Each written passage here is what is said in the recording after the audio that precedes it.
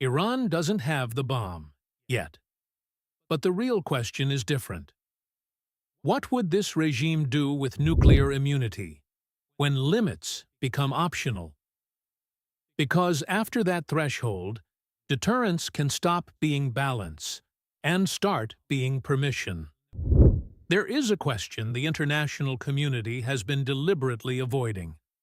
Not, can Iran build a nuclear weapon? That answer is already uncomfortable enough. The real question is this: what would this specific regime do with one? Because we are not talking about a state actor operating inside normal deterrence logic. We are talking about a government that has, in writing, in classrooms, in official doctrine, framed the elimination of Israel as a step toward the salvation of the world. That is not a threat assessment. That is a theological position. And when theology eats a warhead, the entire framework of deterrence that kept the Cold War from going hot may not apply. The regime's first line of defense against this question is a religious one. Khamenei, they say, issued a fatwa, a binding Islamic ruling prohibiting the production, possession, and use of nuclear weapons. It sounds reassuring, until you read how it was actually created. Iran's chief nuclear negotiator at the time, Hassan Rouhani, who later became president, admitted in a 2012 interview that the idea of referencing a fatwa came to him spontaneously during negotiations with European foreign ministers in 2004. There was, in his own words, no coordination in advance. He was referencing a speech Khamenei had given the week prior, in which the supreme leader said Iran didn't need nuclear weapons because its real strength was its people and its youth. That is not a fatwa. That is a political statement, repackaged as divine law, delivered to a room of European diplomats who wanted to believe it. The Atlantic Council's analysis was direct. Iran sold the world a false narrative, and the world, for a time, bought it. So if the fatwa is a diplomatic instrument, not a binding constraint, the question returns with full force. What would the regime actually do? We do not need to speculate. Khamenei has published it. In a documented book, reviewed and approved by his own office, he writes that Israel has no right to exist as a state. His argument, he states, is not based on antisemitism, which he describes as a European phenomenon. It is based on what he calls well-established Islamic principles. He describes Israel as a cancerous tumor, whose elimination would mean that, and this is the part analysts rarely quote in full, the West's hegemony and threats will be discredited in the Middle East, and in its place, he writes, the hegemony of Iran will be promoted. This is not incidental. It is the architecture of a regional project. The destruction of Israel is not the goal. It is the instrument toward a larger goal: Iranian hegemony over the Middle East. Nuclear capability, in that framework, is not a deterrent. It is leverage, permanent, irreversible leverage, over every actor in the region. To understand how the regime would behave with a nuclear weapon, look at how it behaves without one. Since 1979, the Islamic Republic has funded and armed Hezbollah, building it into the most missile-capable non-state actor in history, with an estimated 130,000 projectiles aimed at Israeli territory at its peak. Armed Hamas, providing the military infrastructure behind the October 7, 2023 attack. Operated proxy networks across Iraq, Syria, and Yemen, projecting force through intermediaries specifically to maintain plausible deniability. Launched direct ballistic missile and drone attacks on Israeli territory in April 2024 and again in June 2025. The largest such assault in the modern history of the region. And after suffering a devastating military setback in June 2025, after losing two-thirds of its ballistic missile launchers, after Khamenei was killed in Israeli strikes, the regime's immediate response was not to negotiate peace. It was to accelerate the reconstruction of its nuclear and missile infrastructure. By February 2026, intelligence assessments confirmed Iran was fortifying damaged nuclear facilities deeper underground, while simultaneously displaying diplomatic flexibility in Geneva. Two tracks, simultaneously. That is not a regime recalibrating its ambitions. That is a regime managing the optics of ambition while pursuing it in parallel. There is a behavior pattern that no deterrence model fully accounts for.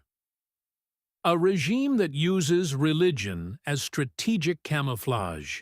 That uses diplomacy as a delay mechanism. That uses proxies as deniability architecture.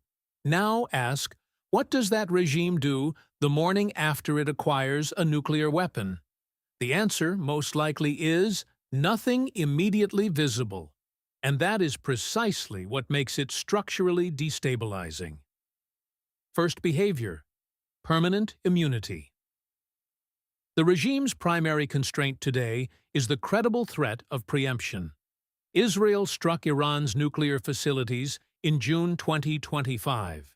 The United States struck Fordo, Natanz, and Isfahan shortly after. Those strikes were possible because Iran was not yet nuclear.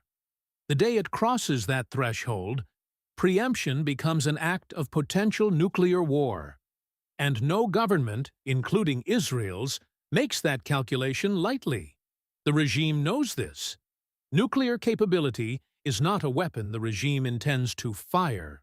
It is a shield behind which everything else continues: proxy networks, missile buildups, regional pressure campaigns, permanently protected from the one response that has historically constrained them. Second behavior: coercive leverage over Gulf states. Saudi Arabia, the UAE, Bahrain, states hosting U.S. military assets, currently operate under a security umbrella that assumes American willingness to intervene. A nuclear-armed Iran introduces a threshold question into every crisis. Is this worth the risk of nuclear escalation? That question alone restructures the leverage. The regime does not need to threaten a nuclear strike on Riyadh. It simply needs Riyadh to wonder whether Washington would risk one on its behalf. Third behavior: proxy empowerment without constraint.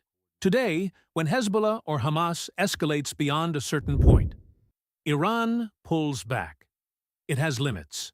It cannot absorb a full conventional war with Israel and the United States simultaneously. With nuclear capability, those limits dissolve.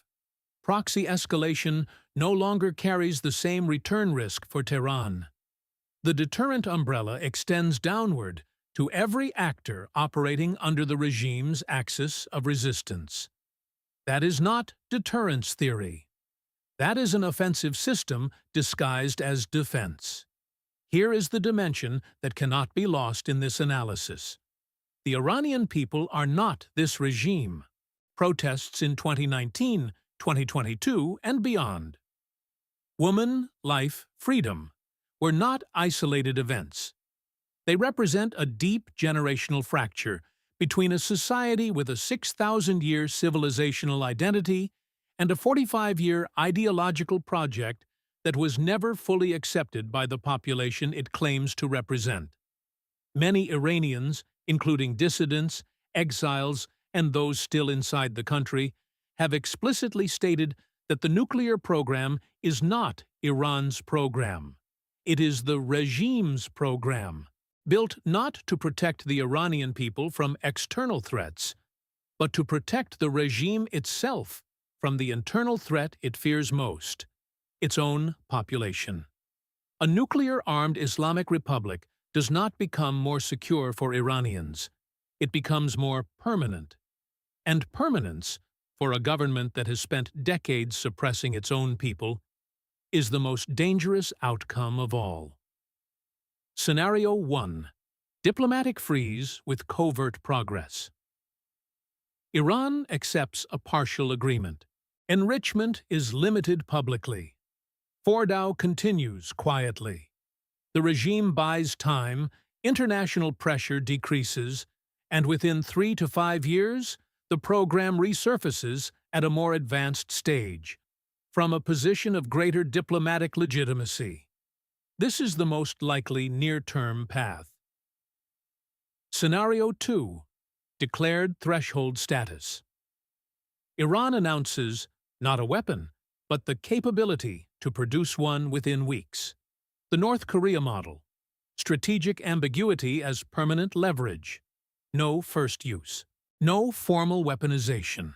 But the deterrence effect is identical. Scenario 3. Covert weaponization. Iran reaches nuclear weapon status without public declaration. Detection occurs after the fact. Preemption is no longer viable. The regional security architecture is restructured overnight, not by a launch, but by an announcement. The question was never really about Iran. It was about a regime, a specific ideologically constructed apparatus that has published its intentions, embedded them in school curricula, funded their execution through proxy networks across 5 countries, and is now rebuilding the infrastructure to make them permanent. The fatwa was a negotiating tactic. The diplomacy is a delay mechanism. The protests are a population saying, "This is not us." The real risk is not a nuclear Iran. The real risk is a nuclear theocracy, one that has already decided what it wants to build, has already decided who it considers an enemy, and has already demonstrated it will pursue both, regardless of the cost, to the people living under it.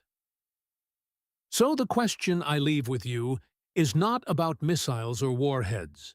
It is about what happens when an ideology that calls for the elimination of a nation, written into textbooks, declared in official doctrine, framed as divine mandate, becomes impossible to stop. Is that deterrence? Or is that a different category of threat entirely? One the international system was never designed to contain?